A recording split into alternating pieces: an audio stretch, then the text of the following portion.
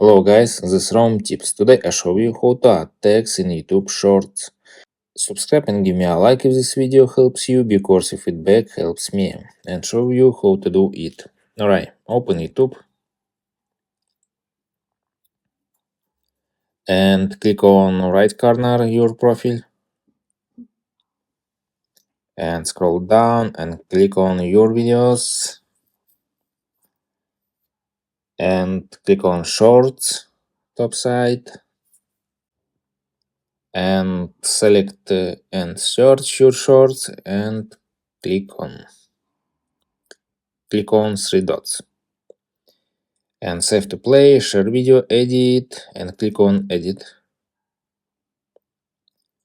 and scroll down, add paid promotion label and add text. Click on and write text, click on return and click on to write next tag